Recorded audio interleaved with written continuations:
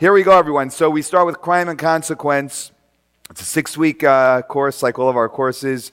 It's going to analyze the American criminal justice system. And what we want to do is we want to glean insight from the Torah in how we can reform the prison system.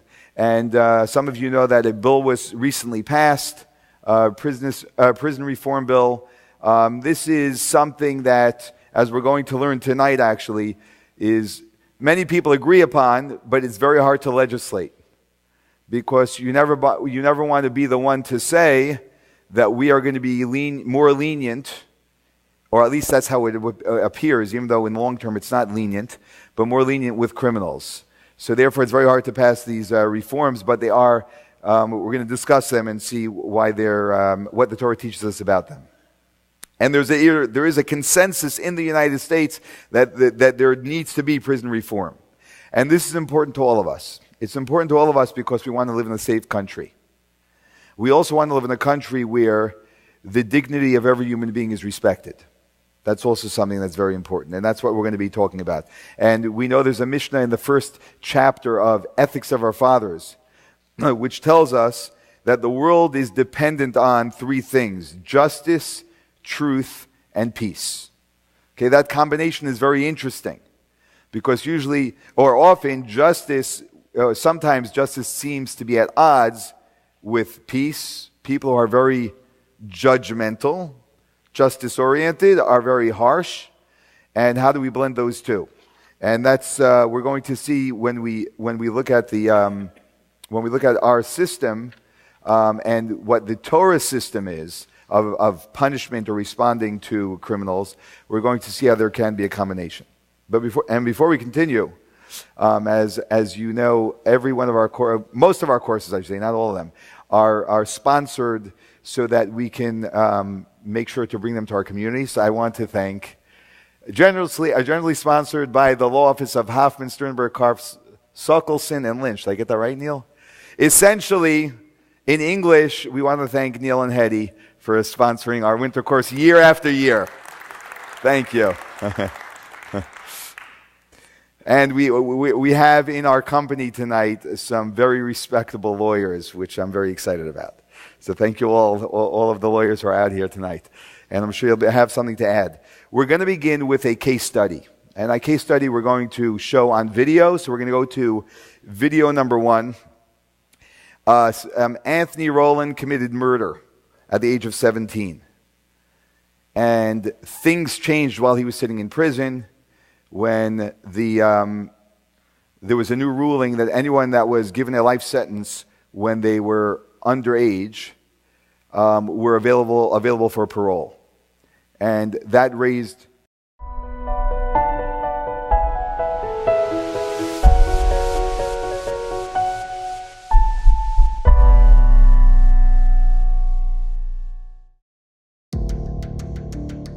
In January 1996, Anthony Rowland, a 17-year-old Massachusetts drug dealer, fatally stabbed 20-year-old Bobby Bothello in a violent street fight. Justice was swift and clear. Anthony was locked away for life in a maximum security facility. Many convicts are given the opportunity for parole at some point, where a panel of officials interviews inmates and weighs their case individually, considering factors such as good behavior in jail, the results of psychological testing, and the likelihood of a crime-free life after release. If the panel grants parole, inmates are released from jail early. Nevertheless, their original sentences have not been canceled, and they must abide by strict sets of conditions. If they are caught breaking the law or their parole agreement, they are immediately reincarcerated for the remainder of their original sentence. But not Anthony. He was sentenced to life without parole due to the horrific nature of his crime. Anthony was told that he would be staring at the same bland bars forever.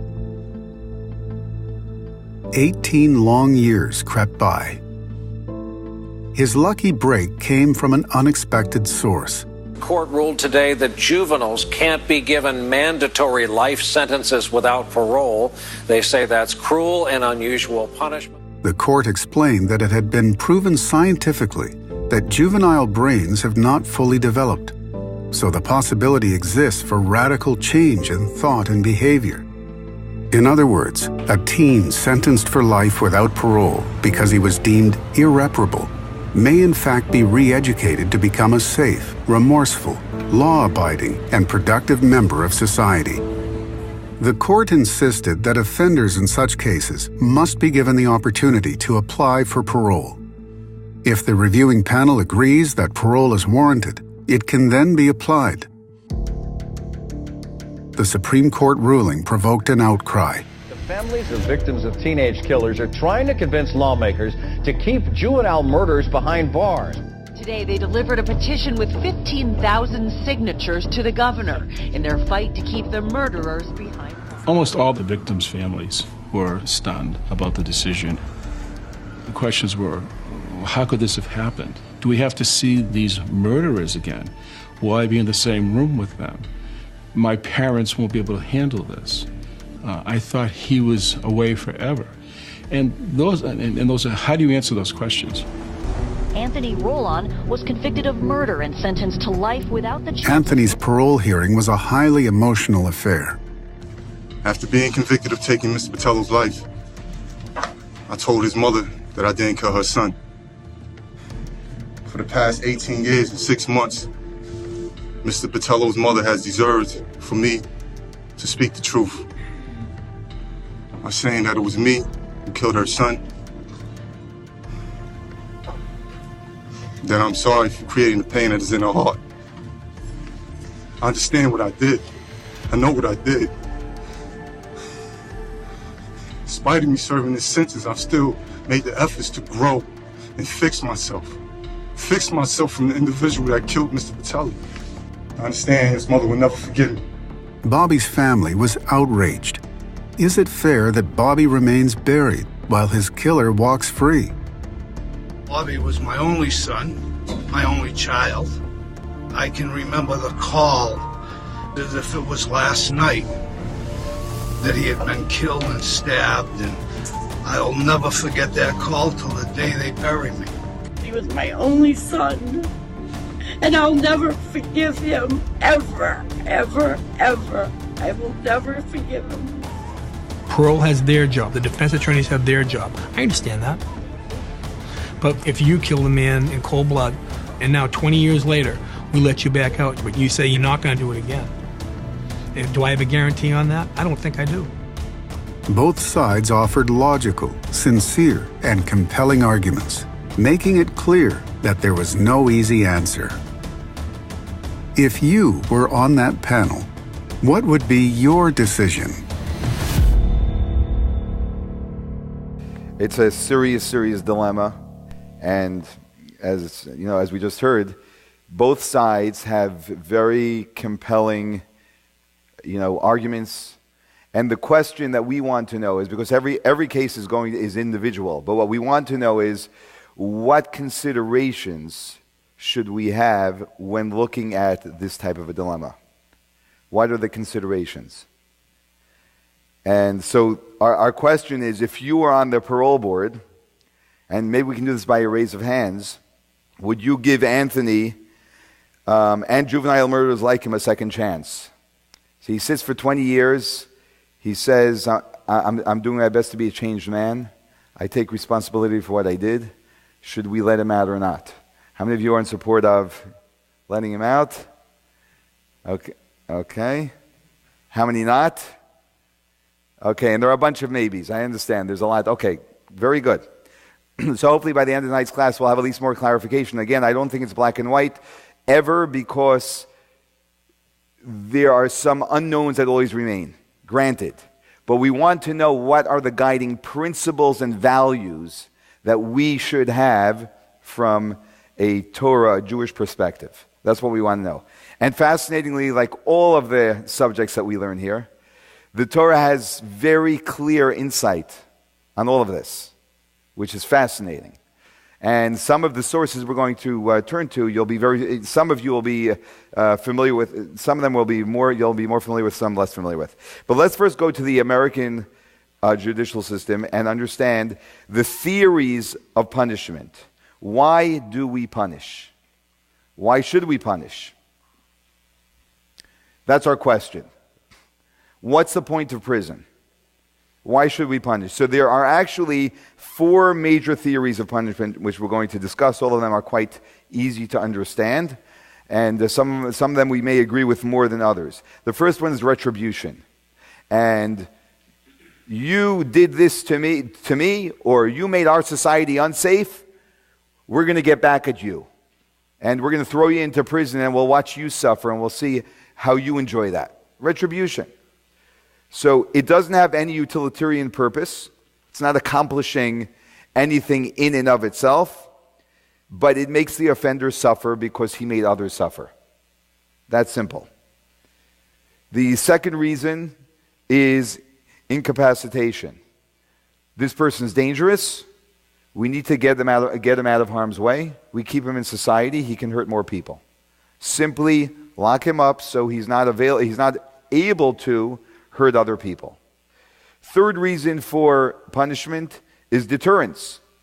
Both deterrence to the actual individual, that because he's getting punished for what he's done wrong, that will deter him in the future from doing this again. And deterrence in society, that society sees that when someone does this, this is what happens, and we learn very quickly, don't do this or this is going to happen. Deterrence. And the fourth reason is rehabilitation. That we put a person in prison because we want to use that environment to rehabilitate the person, to make the person a better person. So it's a way of improving them. Those are the 4 main reasons why we punish. I don't know of any other reasons. I think the harshest of them is retribution. We can see that. We'll use an example of a parent and a child. You can see all of these in different ways, and we'll discuss that soon. When we look at the debate that just took place between the parents and the parents of Anthony and Anthony, so the parents of Anthony are arguing retribution. My son is in the grave. This guy's going to be roaming streets? Oh no. He's going to suffer the rest of his life. That's retribution. They argued incapacitation. How do you know that was, I don't know who it was that was speaking, but a lawyer, attorney general, whoever it was that was arguing that how do you know that this person is not going to commit this crime again? Is there any way for us to actually know that? So incapacitation is just keep him locked up to make sure we know that they won't be able to do that again. And what was Anthony arguing? Now, deterrence, arguably, if someone sits in prison for 20 years, we already achieved deterrence. I would think that 20 years in prison achieves deterrence. I would say also, can I ask, by a raise of hands, how many of you have visited a prison? Raise your hand. Okay, well, so it's about 2/3, it looks like 2/3 of the room. Very good. How many of you have visited a maximum security prison? Okay, my hand is really up, by the way. I've done these numerous times. And minimum security? Okay, very good.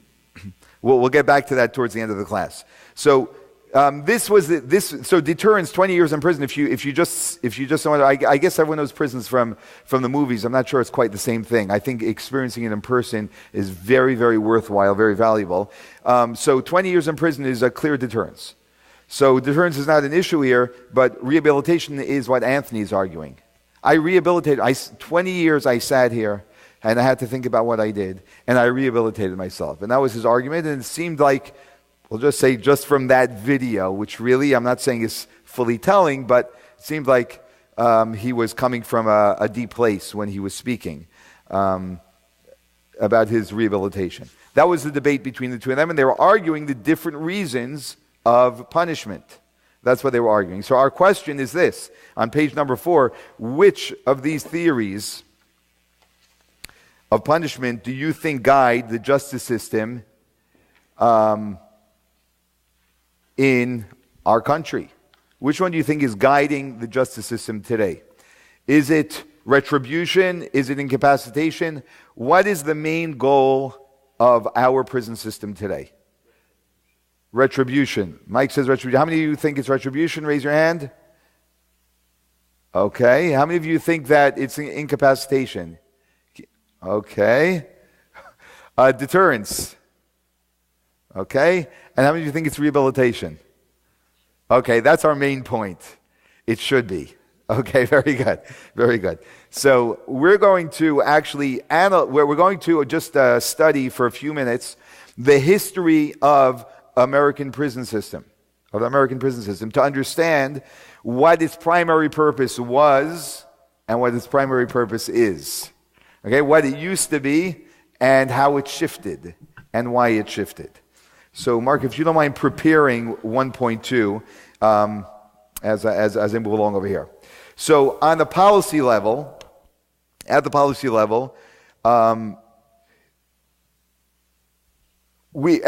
we saw from a raise of hands, the prison system does accomplish and reflect in some way, larger or smaller, all four of these reasons to punish. It does reflect all of them. But the question again, and this is going to be the key of tonight's class, is what should be the driving intention of punishment?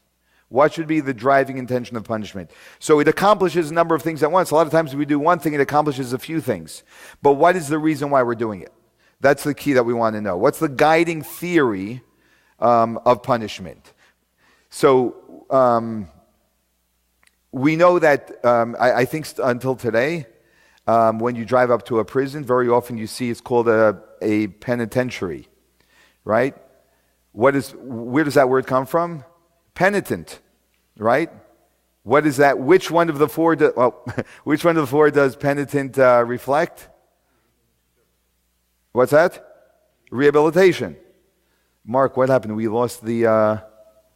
you're going to have... Type in display on the bottom there, and then you'll get to that screen where I changed it to duplicate. Thank you. So let's read text number 1A. Matt, can we start with you? Okay, text 1A. That's on page 4. When the penitentiary system in the United States began in the late 18th century, it was specifically designed for the purpose of rehabilitating the prisoner. Rehabilitation continued to be the dominant goal of the American penitentiary system for nearly 2 centuries. Views about how inmates were to be rehabilitated changed over time. Originally, the offender was separated from his former life and made to reflect through isolation, work, fasting, and/or Bible study in order to change his ways. But the results of solitary confinement and starvation diets were sorely disappointing, and as the Industrial Revolution gained steam, vocational and academic training came to replace remorse and discipline as the principal instrument for rehabilitation. This is not an abandonment of rehabilitation as a goal, but rather a shift in approach regarding how to achieve it. By the 1960s, a growing optimism about science in general and psychiatry in particular led some to view criminal behavior as a manifestation of mental illness that, with proper supervision within the criminal justice system, could be cured. Indeterminate sentencing was widespread, and parole boards were effectively given the role of determining when a prisoner was cured and thus fit to be released. This was effectively a medical model of criminal justice. So what we see is through most of the 1960s, the whole objective of prisons actually was to rehabilitate. And then there was a sudden serious shift. And we're going to listen to that, watch about that in our next video.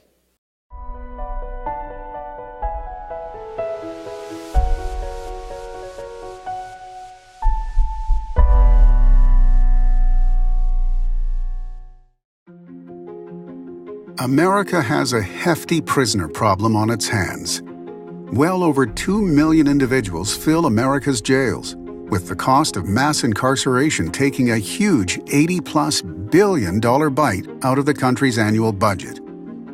How did we become the world's leading jailer, with the highest prison population on the planet? Things were not always this way. U.S. prisons are called penitentiaries and correctional facilities because they were originally intended as a tool to rehabilitate offenders, enabling them to regret and abandon their mistakes and to rejoin society fairly quickly. Keeping people locked up was not a goal in itself. This historically optimistic attitude took a nosedive in the early 1970s, as the rehabilitation theories guiding the criminal justice system crumbled in the face of new research. According to the latest scientific conclusions of the time, rehabilitation was ineffective and nothing could be done to prevent criminals from reoffending. I looked at all the methods that we could find, vocational, educational, and a variety of other methods. These methods simply have no fundamental effect on the recidivism rate of people who go through those prisons, who go through the system as a whole even, probation and prison and parole and so forth. No effect at all? No effect, no basic effect. Professor Robert Martinson of the City University of New York did not reach those conclusions casually. He is the first sociologist ever to do a comprehensive study of prison rehabilitation programs. As a result, practical policy swung in favor of other punishment theories, primarily retribution and incapacitation. Keeping people behind bars for lengthy periods now became a goal of the justice system. And by 1983, every state but Wisconsin adopted mandatory minimum sentencing laws, effectively incarcerating prisoners for far longer periods. Congress joined the bandwagon in 1984 with its Sentencing Reform Act. By eliminating federal parole, Congress ensured that federal prisoners could no longer be freed early before completing their full sentences.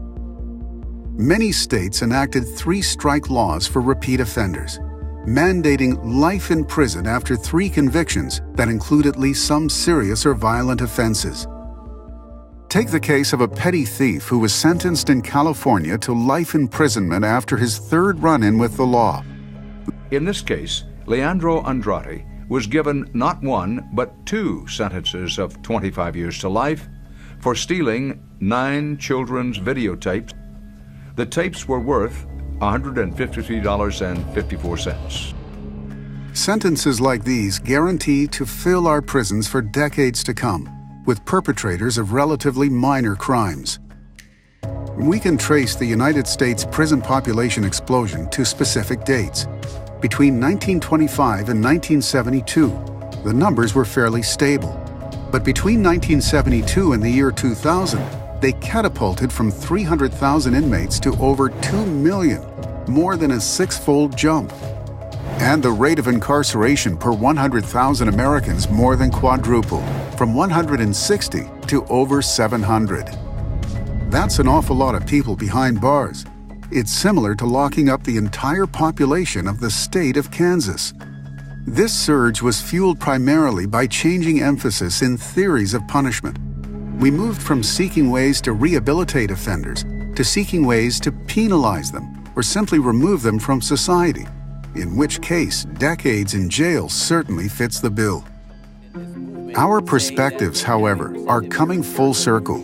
Current punitive theories are abandoning the belief in tit-for-tat prison sentences. The classic studies that have discredited rehabilitation efforts have themselves been dismissed, and fresh research holds out new hope for rehabilitative programs. Even Robert Mattinson walked back his "nothing works" conclusion. Government policy, however, has been slow to catch on. Politicians stand little to gain from instituting real change to the justice system. The public benefits are not immediately tangible to their constituents, and they are wary of appearing to be soft on crime. Until the day we allow what we know to influence what we do, the yawning gates of our state and federal prisons will continue to swallow millions of America's masses.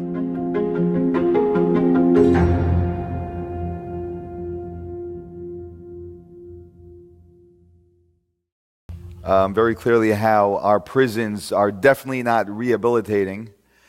people, and how it exploded the moment we shifted from rehabilitation. Personally, what disturbs me most about this is Martinson's statement that it has basically no effect, and then backtracking on it. I don't know how he goes to sleep every night with that. There are millions of people who have been affected by that statement, it sounds like to me. I don't know if it was him solely, but it sounds like he seriously influenced it. And what we want to know is, we want to know what the Torah's theory is about all of this. What does the Torah say about all this? Because the Torah is our guide. The Torah gives us insight in every single area of our life, which is fascinating. And that's why we can always turn to it to see how God teaches us to look at these types of situations. Question number one, what's the theory of punishment from the Torah's perspective? What's the theory of punishment? So we're going to use a very simple analogy. And because the analogy, the comparison is arguably identical. Have you ever punished a child? Right? If you've ever had a child in your home, or you're a teacher, I would suppose and hope actually that you punished your child. Right? What was the reason why you punished the child? Now here's the interesting thing before we discuss it. The Torah, if we go through the Torah, we will find the different verses that will reflect each of the four theories of punishment that we mentioned. But again, our question is not what the theories are, but our question is, what is the driving theory? What is the fundamental theory? What is it what is the true reason we are punishing? We know there are other fringe benefits that might come from it. So what's the primary theory? Now there's a book that we actually study here on Shabbos afternoons, on Saturday afternoons during the summer months, when they're long, and we study for a half hour, a book called Sefer HaChinuch. And what this book is a fascinating book, written about, I'm not going to remember exactly, I think 700 years ago, or something like that. It's a collection of all 613 commandments, and what the author of this book does is, he writes reasons for every single mitzvah. That's what he does, for every commandment. Rationale for every single commandment. That's what he does, okay? We're going to look at what he writes about one particular commandment. We don't want to get sidetracked by the particulars of this commandment, which you may find disturbing. And if you'd like, I can put into context for you. But I will put into context for you. But we're not going to get caught up in that, even though with me putting it into context. And that is that there are sins or violations that one can commit, that when we have a Jewish court that is in our land of Israel, and where the dominant law of the land is Torah law, which it was during the temple times, and maybe a little bit later than that, that a person would get lashes for certain misdeeds that they've done. Okay? So let's just accept that without getting too offended by that if you are. And here's I'm just going to keep it in context. I'm just going to say this. If you visited a prison, okay, and you've spoken to prisoners, I would suspect that many prisoners would say, I wish I would have been given lashes and let go than sitting in this place for 10 years. And arguably, what's far more destructive to a person is sitting in prison for 10 years, which has an enormous psychological impact on an individual, versus getting lashes, which is once and done and leaves you with an everlasting reminder. It's and arguably, I'm going to throw out something which may be this may be more arguable to some of us here, but for the sake of entertainment, arguably, and the reason why we are more comfortable putting someone in prison than giving lashes is because it's more comfortable for me, the enforcer, to do. But if we're thinking about the criminal, what is best for the criminal is not what's most convenient for me. And very often, it's our own discomfort with doing something, which is horrific, giving lashes to someone, right? I can't imagine ever doing that. But sometimes that's a favor to someone in exchange of, a long prison sentence. Okay, so let's read now text number 2. Commandment 594 is the mitzvah to give lashes to a sinner. One of the reasons for this mitzvah, the Jewish people are called God's children. God therefore wished that they be punished to cause them to repent and return to him, and thereby merit to experience the abundant good of the world to come. As the verse states, chastise your son, for there is hope. Do not set your heart on his destruction. Okay. So I also want to add that you can't just, a court cannot just give lashes to someone. So this wasn't a common occurrence where the Torah just says someone sins, give lashes. It has to be a particular type of a sin. The person has to have been warned by two witnesses right before they did it. Not a week before, not a day before, not an hour before, but right before they did it. And they have to commit the sin in front of those two witnesses. The chances of that happening are very slim, unless you're a complete imbecile, right? So at least just wait 5 minutes. Okay, that's true. That's true. That's true. Then you're not, according to Jewish law, that's correct. Even according to secular law, right? That's insanity already. Yeah, very good. So maybe that's the repeating insanity argument that we have in courts today, right? If I did something like that, I must have lost my mind. Anyway, but talking about this, about these lashes, the Torah actually, there's something fascinating about this commandment and the positioning of it.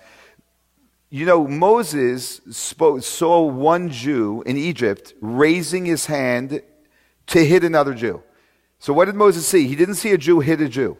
He saw a Jew raise his hand to hit another Jew. And you know what he called him? Wicked one. Russia. He called him a wicked person. Because he raised his hand to hit the Jew. Not because he even hit. Right? So it's clear from the Torah that taking a whip to hit someone, you're wicked before you whip the person. So how can the Torah tell us to actually whip a person? And the only reason why the Torah can be telling us to do this is because, even though it's easier said, but it is for the person. When I'm angry and I want to hit someone, it's for me. Goes back to that point I just made before. When the Torah tells us to give lashes, it's not some executioner from Saddam Hussein's regime who, is so demented that he actually enjoys this. It's actually a very stable person who is as pained, or maybe even more pained, every time he's giving the whip. And the reason is because the Torah is telling us, which we wouldn't decide on our own, but the Torah is telling us that this is for the person, to help the person change the ways for the better. And God loves every single one of us like children, because we are his children.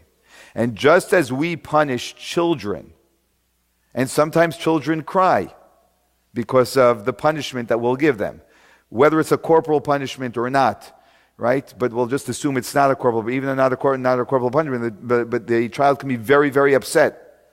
But we do it. Why do we do it? Because we're cruel? Because we've become so disgusted with our child? Not a healthy parent.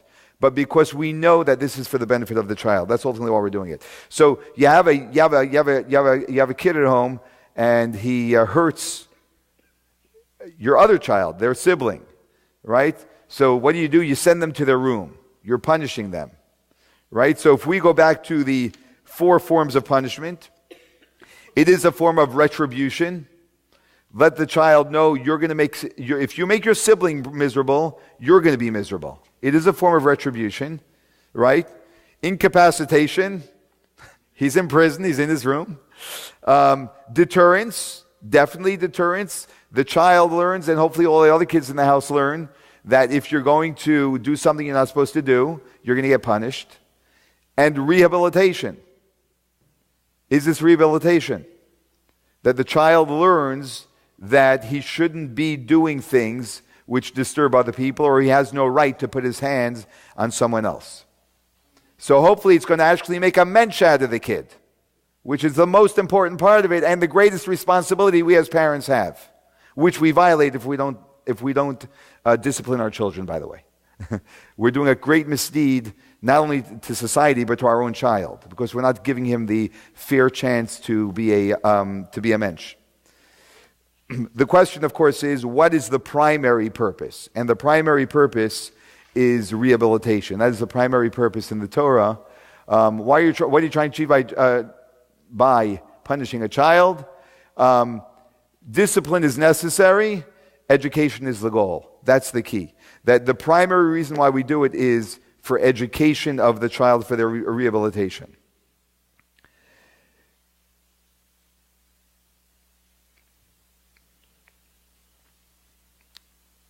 Here's an interesting thing. When it comes to the prison system, we live in a very interesting time for many, many, many reasons. But one thing that's very interesting if we observe our society is that many people today believe that we don't have the right to give values to our children because what is true and what is untrue is subjective. That's what many people believe. And maybe some of us believe that. I do not believe that. Okay, I want to be clear about that. I believe morals are not subjective. Values are not subjective. Okay, they could they're not subjective. They're entirely not subjective. In different circumstances, we judge our values. The value in those circumstances may be different than the values in these circumstances. But our values are, especially Jewish values, are absolute values. The Torah gives us absolute values. So if we believe that things are not absolute, then do I have a right to tell my child that this is the right thing to do just because I believe it?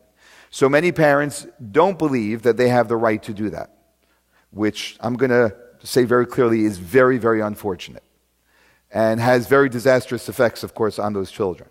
So do we have the right to tell a citizen how they should be living their life or what is right for them? Of course, there are certain things which are clear, but do we have the right to do that? So rehabilitation, in many instances, is simply it's for society to reduce crime, not so much to tell this person what the right thing to do is. Whereas when the Torah tells us to rehabilitate, the Torah is actually taking this a step further. And the Torah is telling us the reason why we rehabilitate is not just for the sake of society, but for the person himself.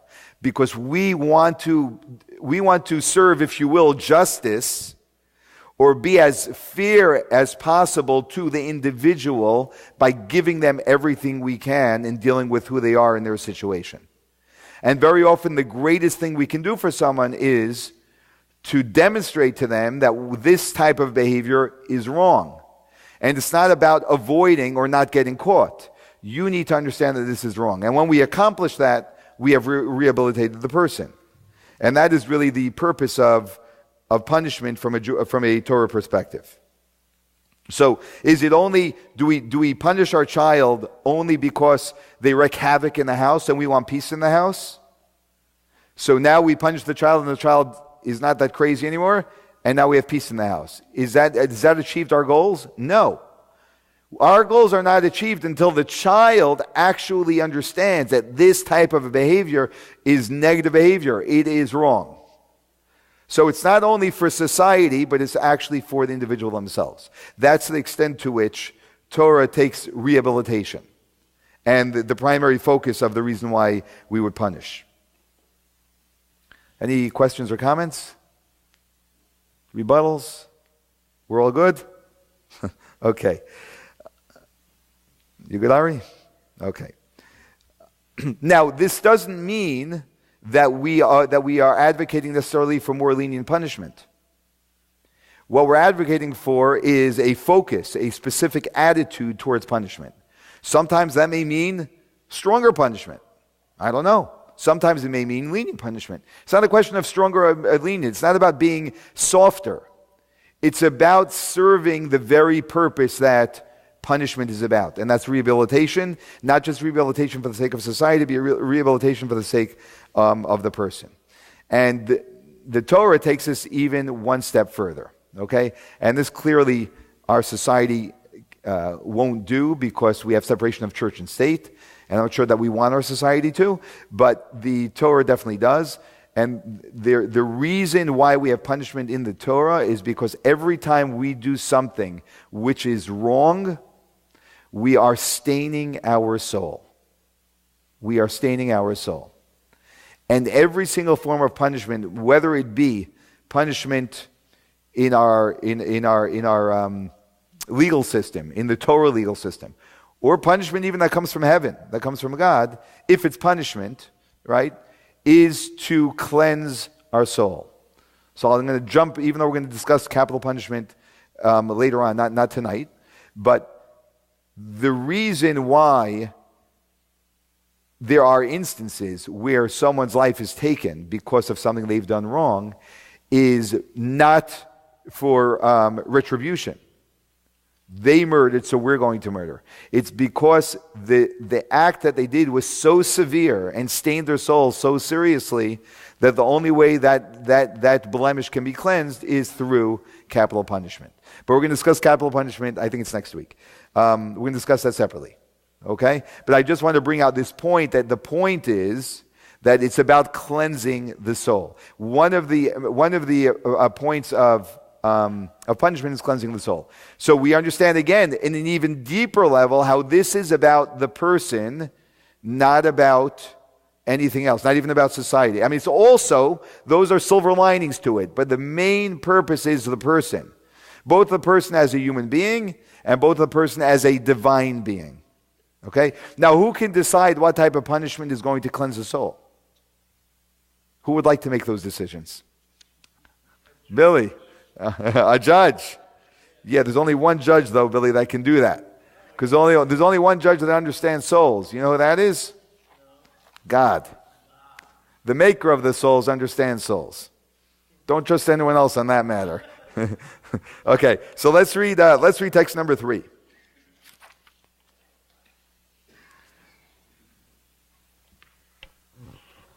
While the punishments of the Torah are expressed as severity, their core identity is kindness, because through them the soul of the sinner achieves its rectification. Very good. This is actually, I find this to be a very profound statement. I just gave a talk to high school girls a couple of weeks ago, and one of the points I made to them was that there's a very big difference between being nice and being caring. Being nice is primarily about me. I'm a nice guy, so I'm nice to people. Right? Being caring isn't always being nice. If I care about you, sometimes I'm going to do something for you which isn't nice. It's not pleasant, it's not comfortable. But that's because I care about you. That's why a caring parent will punish. Right? A nice parent, I'm using my definition of these words. A nice parent will not punish because they always want to be the nice parent. And the kid's going to say, oh, you hate me. And oh, God forbid that my kid should say that to me. Right?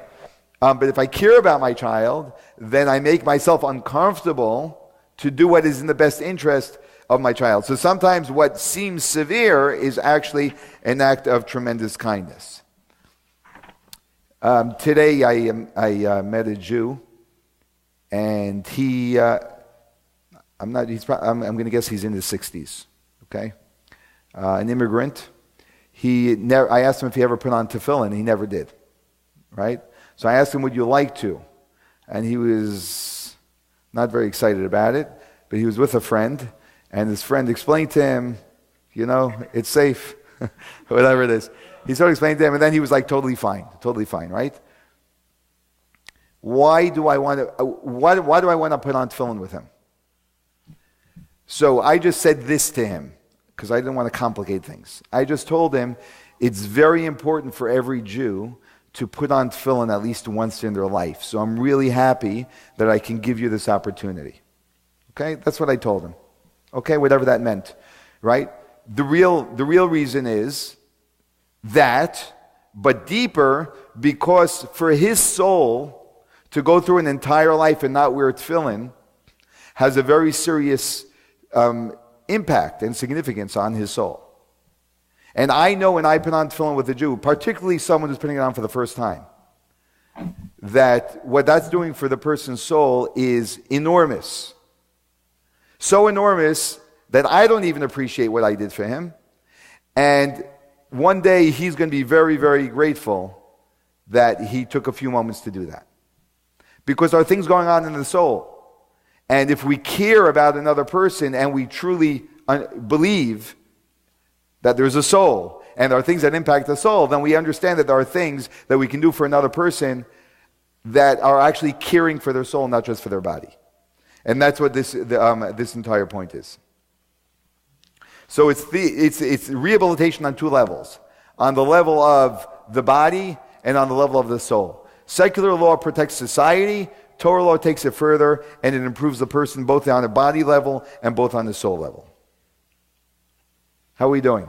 Any questions, objections? Get it out of your system, Ari. One of the elements of what we've been talking about is where law has a rational connection to morality. But what happens when the law is not rationally connected to morality? So if I may give you a very quick example. Yeah, I need an example. I heard about it's a federal crime to sell anti-dandruff shampoo without labeling it for external use only. Okay, right. The law says you can be punished for that. Yeah. Not sure I would call You're right. Right, okay, you may not call it immoral, but the Torah actually does command us to follow the laws of the land, actually. So we do have an obligation to follow the laws of the land. They're important for society. The question is, what's that? Well, we Jews are obligated. We Jews are obligated, so right. So we're not only obligated to the Torah, we're obligated to societal laws as long as they are not limiting our ability to do things that we are obligated to do by the law of God. Okay? Which, thank God, in our great country of America, we don't have that conflict. Okay? On rare occasions, it may come up where we have a conflict that has to be dealt with. But generally speaking, we don't have that conflict. Right? So if the law of the land is that you can't sell shampoo that has anti-dandruff unless whatever, we are obligated to follow that law from a Jewish perspective. But as a system of rehabilitation, how do you rehabilitate people to follow laws that are arbitrary? Well, if you choose to live in this country, and you choose to abide by the laws, then you choose to abide by the laws, and we will hold you to that standard. That's fair enough. You know, a lot of people threaten that they're leaving the country for all different types of reasons. Knock yourself out, right? Everyone can move.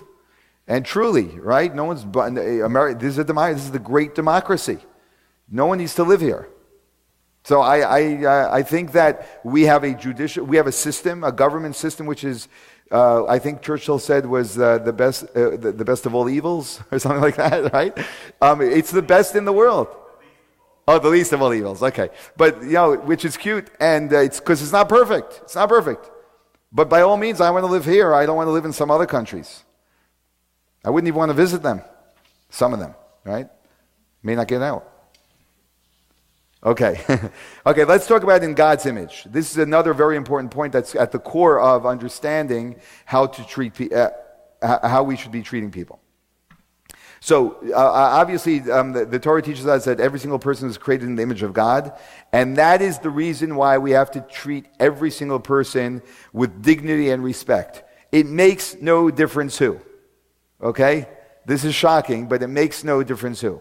We have to treat every single, as long as we're not putting ourselves at risk. We do not put ourselves at risk and danger, which some people, religious people, foolishly do. In the name of, but we do have to show dignity and respect to every single human being. And I'll never forget, some of you heard me say this in the past, I was in 6th grade, and my rabbi who taught us Jewish studies, I remember one boy, we were a class of like 25 or 30 boys, right? It's a rowdy bunch. And one boy hit another boy. And I remember the way he reprimanded the boy.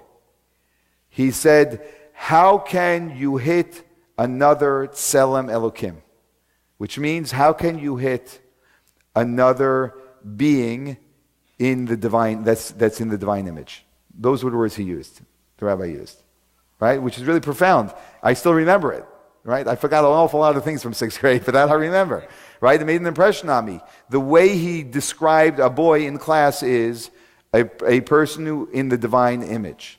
When we look at other people in the divine image, we don't just sit and judge them for what they did. We understand that there's a spark of divinity in them. Yes, they have to be dealt with what was done wrong, but it has to be done with dignity.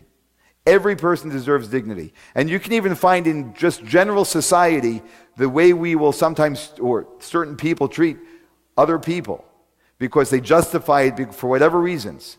And there's never justification not to deal with someone with dignity, because every single person has the spark of God within them. So, and here's a very fascinating thing. So this may also be a little bit interesting to you, but it's also fascinating. If someone's found guilty of a capital crime and they are killed, so the law is that in order for everyone to know that this person committed this capital crime and that they were killed for it, they received capital punishment for it, that their body is hung after they're killed until evening. Okay, their body is hung until evening. Okay, so what type of person are we talking about? Let's just say we're talking about someone who murdered someone in front of witnesses and therefore was given capital punishment, the whole 9 yards, right? So we're not talking about the nicest person in the world, right? Right? And the person is given capital punishment, and then their body is hung just for the remainder of the day until nightfall. And what does the Torah tell us about that person? About that person who we'd be very quick to write off as a demon. Text 4a. But you shall not leave his body on the pole overnight. Rather, you must bury him on that same day, for a hanging body is an insult to God. You shall not thereby defile your land that God gives you as an inheritance. So this is telling us that this individual cannot remain hanging because it's an insult to God. Why is it an insult to God? Because he carries the image of God. This person who committed this violation, which as human beings we all know is wrong. It's not even up for debate. And this person, the Torah says, you have to take their body down because it's an insult to God. Why? Because of the divine image that they represent. Which is fascinating as to the extent to which we take the concept of divine image, and that pretty much every individual is in the image of God, which is why that's so significant. Okay, we're gonna switch back now to our prison system. We're going to jump back to our prison system, and we're going to, just a moment here, just a second here. Yeah, and we're going to discuss actually what our prisons look like today. And so we're going to get an insider's view from 3 texts, okay? The first 2 texts are from 2 criminology professors. Both of them have real life experience from the inside of prisons. Okay, one worked as a correctional officer, and one spent 11 years as a prisoner. So they know quite well what goes on in the prison system.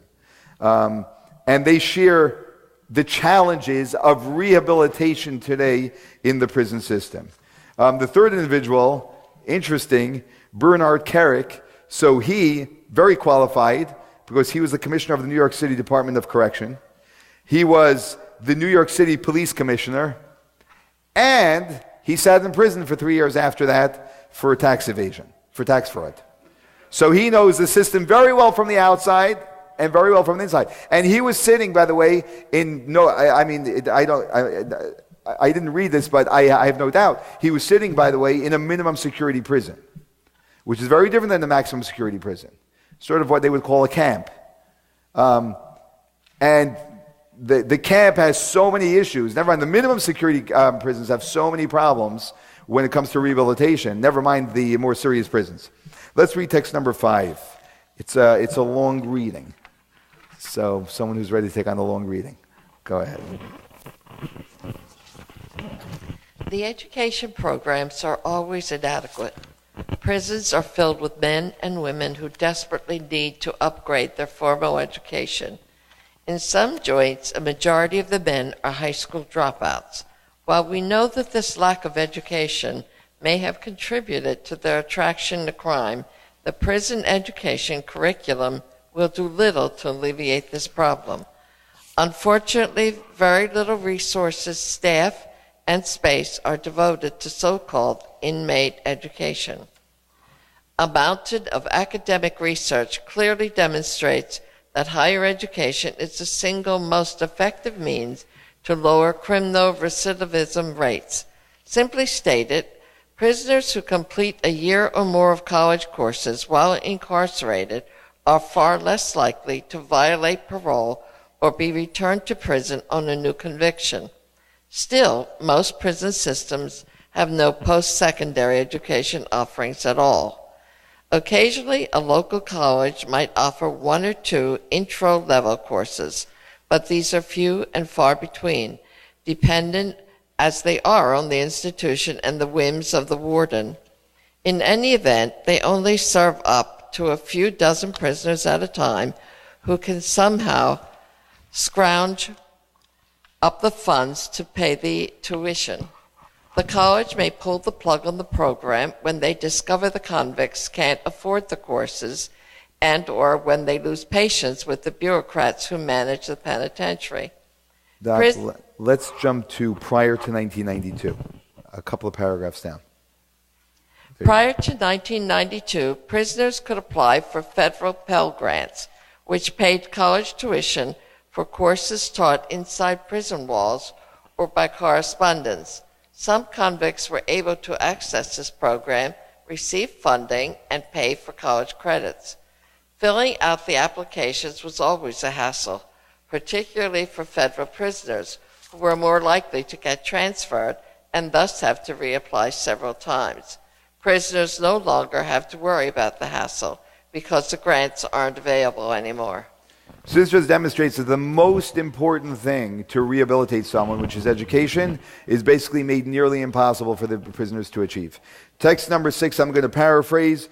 Basically, I know this, I guess I can't say firsthand, but I know this from visiting prisoners. When in many jails, the prisons are run by gangs, and it's one gang versus another gang. If you don't join one of those gangs, you can't survive. So you have to do things which you don't want to do if you're a decent person. One person I have in mind was a very decent person. They did something in a moment. They should not have done it. Fine. They're a quite easy person to rehabilitate. And they were forced, I mean, what they had to deal with physically, right? What the gangs did to this person is just what, again, I know that they have these scenes in movies or in books or whatever it is, but to hear it firsthand and even see it, I mean, you visit someone who you can see, well, last week was whole and this week isn't, is just terrifying to see the state of the prisons. And text number 7, I'm going to paraphrase as well, is that there can be no hot water. There can be filth. The simple decency that every human being deserves is often not given in the prison system. What does that do for rehabilitation? It encourages a person to deteriorate. That's what it does. A person cannot build themselves up when they're in that type of an environment. If we truly care, if we truly believe, okay, and this is a hard belief, by the way, if we truly believe that every human being is made in the image of God, that's really hard to believe, I think, okay? But that's a very important takeaway point from tonight's lesson. Every single person is in the image of God, Our objective is to be able to deal with people with dignity so they can rehabilitate themselves as best as possible. We have to offer as much as we can to help the person. We have to be concerned about the people. We can't just be in defensive mode because they committed a crime and say we have to protect ourselves, which is the way many people speak about this entire issue.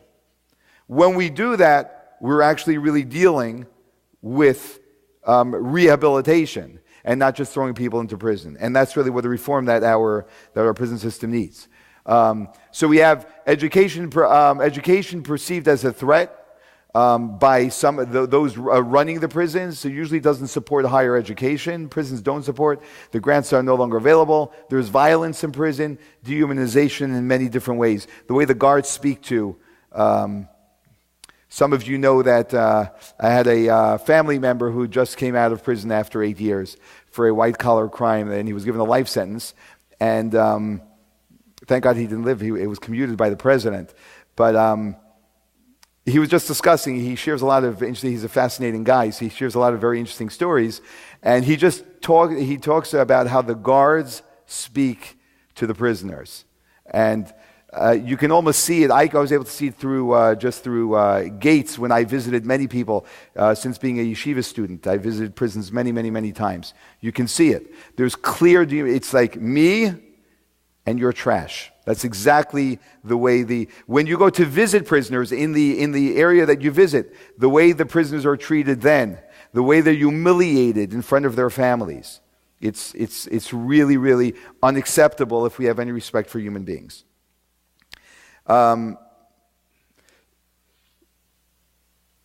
Another issue, of course, is that the prisons are not equipped to actually provide proper rehabilitation for the prisoners. Let's read text number 8.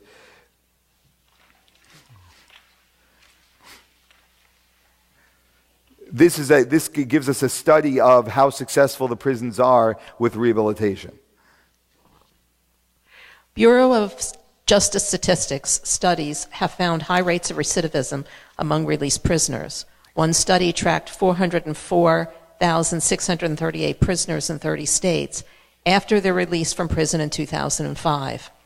The researchers found that within 3 years of release, about two-thirds, 67.8% of released prisoners were rearrested. Within 5 years of release, about three-quarters, 76.6% of released prisoners were rearrested. Okay. So we can see very clearly rehabilitation is a complete failure. I shouldn't say complete failure. It's largely failing. And arguably, the people who are not returning can arguably be because they rehabilitated themselves.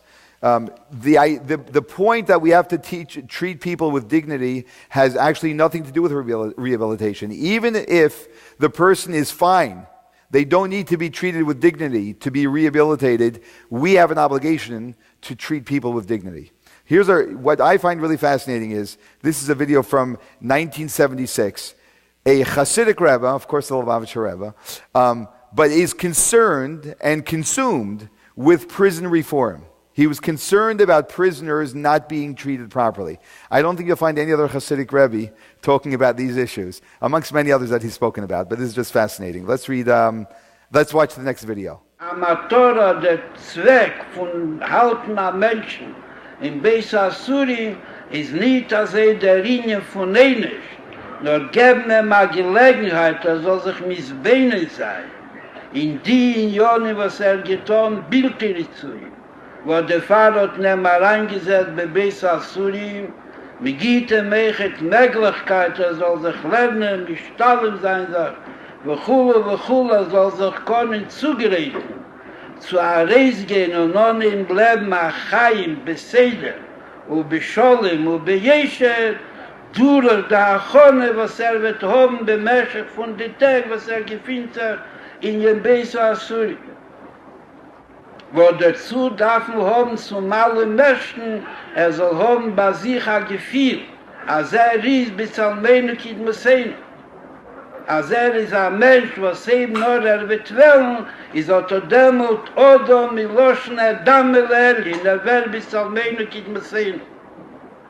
Beschaß man nimmt ihm zu die Möglichkeiten und man drückt ihm zu, man quetscht ihm zu und man lässt ihm nicht aufheben den Kopf, ist nicht nur der Beis Asur im 4. Teil dem Tachlis, aber macht von einem Apeshea noch mehr, wie gewähnt beschaß, als hinter reingegangen.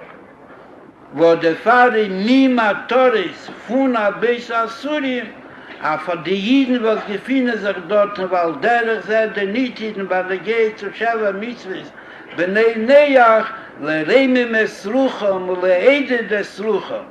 Als in die Unionen, was eine nicht gemuchrochen, seine sie Punkt, wie hat die, was gefunden sich Bechelos, Punkt hat die, was sie seine Schemel von Beis Asuri. Yeah.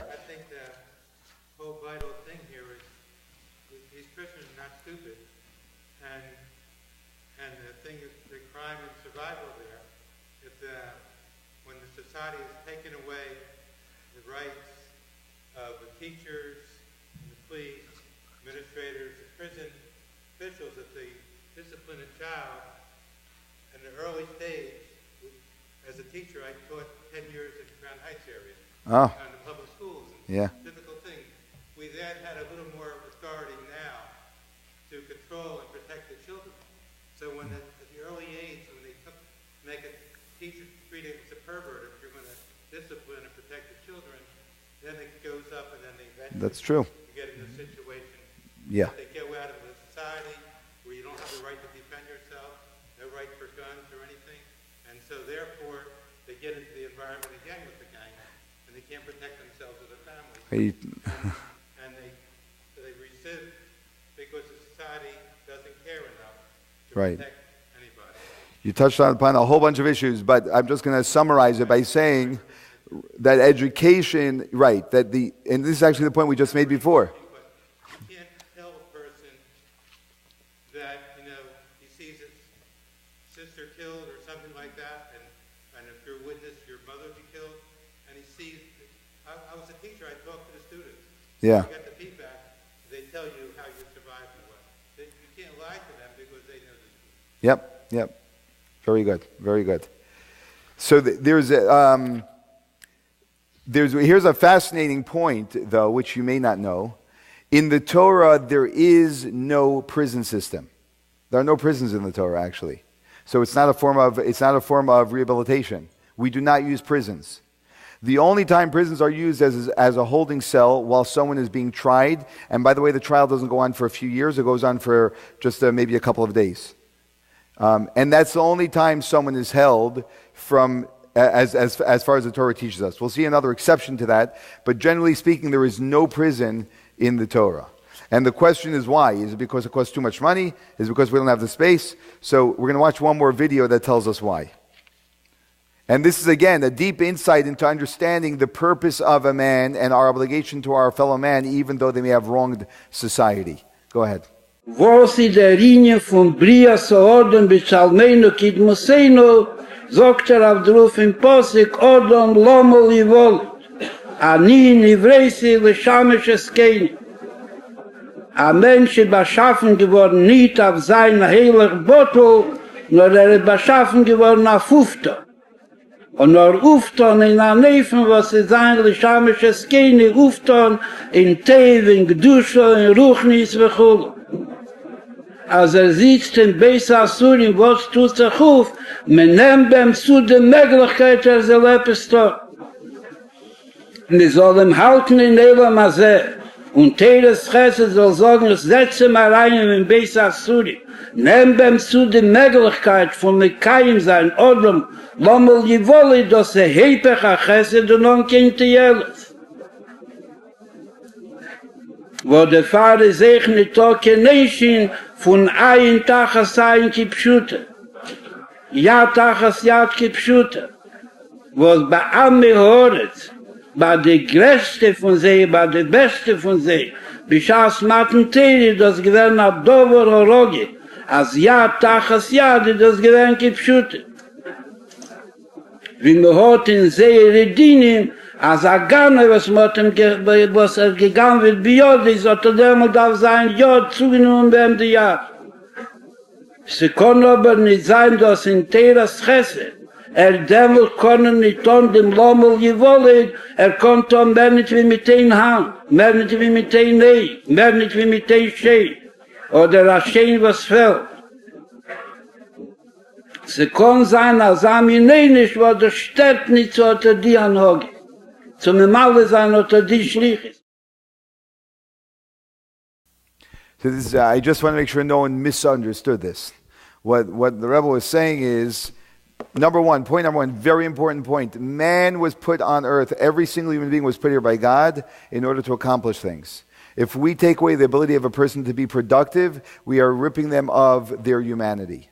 That's the reason why prisons are not, there's no prison punishment in the Torah. Because what we're essentially doing is we're taking a person, we're not letting them live their life.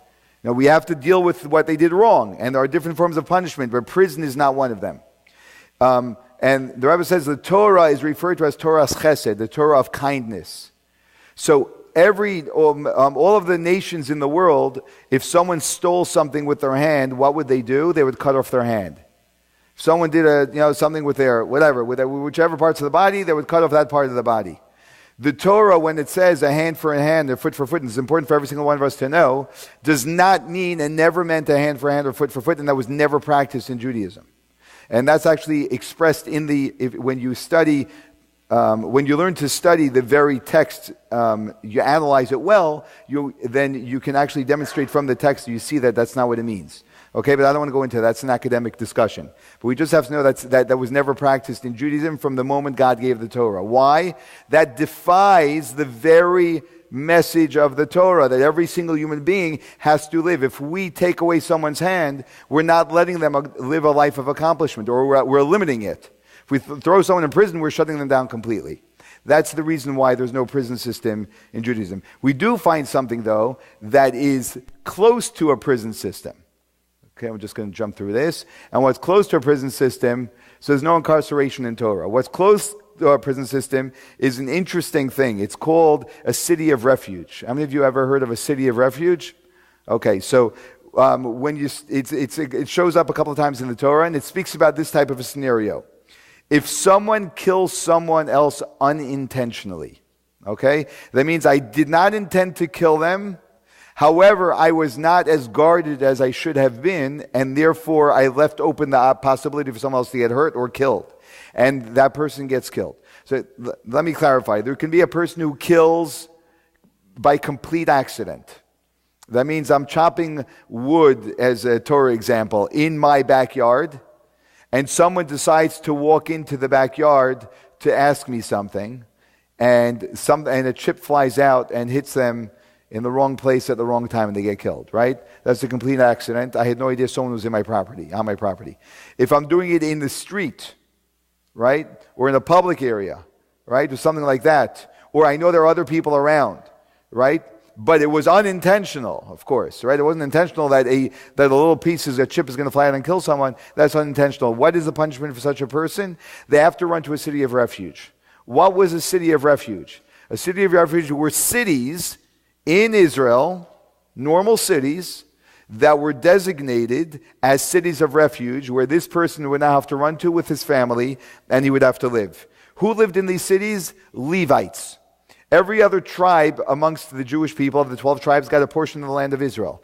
The only tribe that didn't get a portion of the land of Israel was the tribe of Levi, the Levite tribe. So they were given designated cities. And many of these designated cities became cities of refuge as well. What was the role of Levites in amongst the Jewish people? So let's read text 11b. Go ahead, Elliot.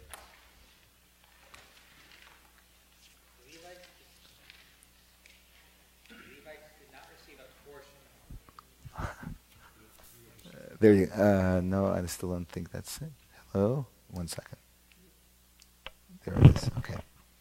Levites did not receive a portion in the land of Israel and in the spoils of war like their brethren. This is because they were designated to serve God and to instruct people in God's ways and righteous laws. As it says, they will teach your judgments to Jacob and your Torah to Israel. What does this teach us? Someone kills unintentionally. They need to be punished, or they need to be rehabilitated. How are they rehabilitated? They're sent not to a prison, but to a full functioning city. It's a normal city. There aren't restrictions in that city. Just this person cannot leave the city. And this is a city full of Levites, whose job it is to teach Torah to the Jewish people. Education, the best form of rehabilitation.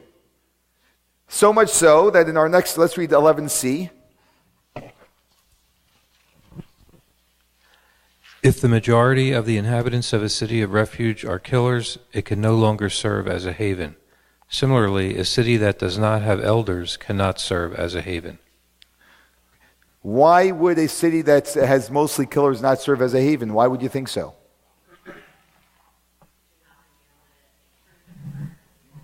Exactly.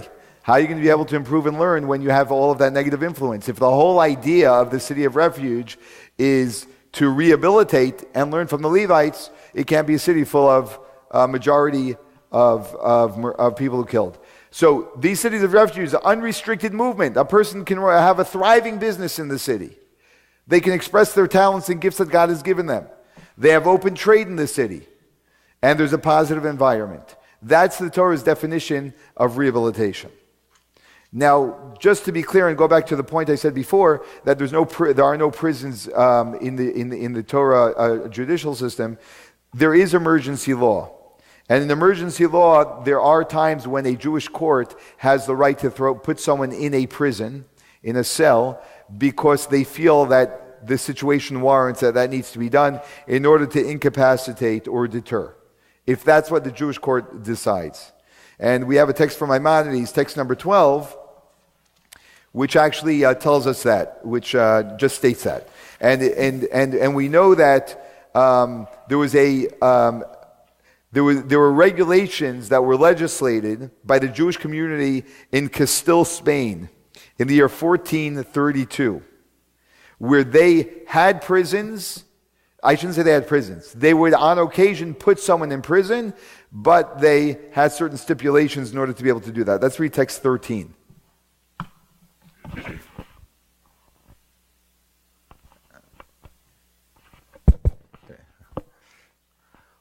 We legislate that no judge may imprison a Jewish man or woman without issuing a written order notarized by witnesses. He must also notify of the reason and basis for the order. Okay. That was the only way someone would be able to actually put someone in prison. It had to be fully justified, and they had to be able to explain it.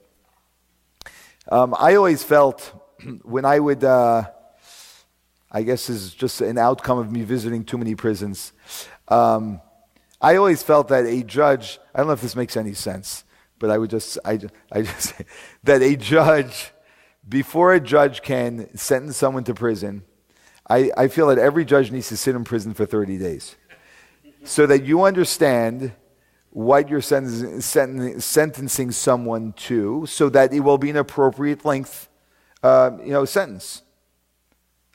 It's probably ridiculous, but I'm just saying, it's just my notion of the fact that sometimes we don't realize what we're doing to people when we put them in prison with a sentence which is sometimes way beyond achieving rehabilitation. It ends up destroying the person. So let's conclude with a few things. On the level of policy, prisons should be used much less. Bernard Kerik, the New York Commissioner of Prisons, or whatever his job was, he said something very fascinating. And I, by the way, I have the same experience, I have to say. Because when I went to visit many different people in prison, they would introduce me to other prisoners. So I would get to speak to. They're fascinating people. In general, if you speak to people, people are fascinating. Okay? And if you, just find out about their lives, fascinating. And he said, I'm text 14 on page 24. I've met good men in prison who made mistakes out of stupidity or ignorance, greed, or just bad judgment, but they did not need to be sent to prison to be punished. 18 months for catching too many fish. 2 years for inflating income on a mortgage application. Gosh, I can't imagine someone ever doing that, right? How many times have I sat in a car with someone, okay, which, by the way, I'm strict about these things, personally, okay? But I've sat in the car with someone going through a toll where they stopped to get a receipt. I don't stop for anything. But so he stopped to get a receipt because our personal trip together, they were going to use as a deduction. Okay? How many people do that? Right? I'm not asking for a raise of hands. I'm just saying, right, so we understand, yes, people do things that are wrong, and we make bad judgments, and whatever it is. And I'm not comparing one thing to another, but the point of inflating your income, we should not be doing that. We have to uphold the truth as strictly as we can. Catching too many fish. There are other ways of responding to these types of offenses. That's the point. 3 months for selling a whale's tooth on eBay. It goes on and on. There's fines, there's restitution, home arrest, community service. There are many things that we can use that would be far more appropriate. Teach a person who's not a violent criminal, but sometimes maybe makes a bad judgment, that it's not worth it as deterrence, that this is wrong, and you always have to be a just person no matter what it is, as a rehabilitation. Point number 2, the prison system must be completely overhauled, protecting the dignity of the prisoners and placing rehabilitation at the center of its focus. How do we do this? Number 1 is we need to respect criminals. It sounds strange. How can you even say such a thing? We have to respect every single human being. And we have to give opportunities for criminals to educate themselves when they're in prison. Someone sitting in prison for 3 years, do you know how much they can accomplish in 3 years? It's unbelievable. Like, I have to say, if prisons weren't so threatening, it wouldn't be a bad idea to have a 3-year sabbatical, and you go learn your things you always wanted to study or whatever it is. I'm not really suggesting that, but you understand what I'm saying. Pell Grants should be reinstated so they can get grants so they can actually study. This would be the best way of rehabilitating, and it would actually probably save society money. Not that this is about money. We have to have better correctional officers who are trained properly, paid better, so that they can actually respect the prisoners. And the C in policies, criminals should receive another chance. That if we have that opportunity, and in most cases we can give them that opportunity, we should definitely consider giving them another chance to live their life properly. Let's go to what we can do. There are 3 things we can do. Number 1 is we can visit prisoners. If you've never visited a prison, I strongly recommend you do. It's an experience, and it's a very valuable experience, in my humble opinion. I think it's very valuable to have that experience. Okay? The main reason why we should visit a prison is when we go to a prisoner and visit them, we're demonstrating dignity to them, we're uplifting their spirits, we're giving them hope. It's truly embodying seeing another person in the divine image of God. That's what it is. No, we don't have any other reason to, but that's the reason why we do. Second, help released prisoners. Thank God I've had the opportunity to do this numerous times. When someone comes out of prison, very often, I think to get out of their halfway house, or even when they're in the halfway house, they need to get a job, right? And no one wants to hire them. If we have the opportunity to hire them, as long as they're not a danger, and I've dealt with numerous people, I've never had any dangerous situation. I'm not saying some situations can be, but I've never had any dangerous situation, and I have to say that I have made friends with some of the most beautiful people. I'm thinking about people right now. Okay, beautiful people. I have beautiful friendships with them today. They did things that they should not have done. They sat their time in prison. They came out, and thank God I had the opportunity to be there, or somehow they got in touch with me, and I was able to help them reintegrate into society through a job and through other things. That's highly valuable to people. And that's really helping another human being. And that's showing them that I value your divine image. I'm not judging you for the rest of your life for the wrongdoing you've done, which possibly I would have done if that much money was at stake and I was able to do the same thing. I don't know what I would have done. And last is help families of prisoners. There are prisoners sitting in prison. There's a stigma on the families. There's a tremendous amount of shame. Very often they don't have a livelihood because the breadwinner is the one who's in prison. And simply just to acknowledge them, not look at them as a pariah, to give them a meal, to help them in whatever way possible, that just raises up their dignity and says that it's not a stigma, people do wrong, and we're not going to vilify the entire family because of it. So thank you for joining us for lesson number 1.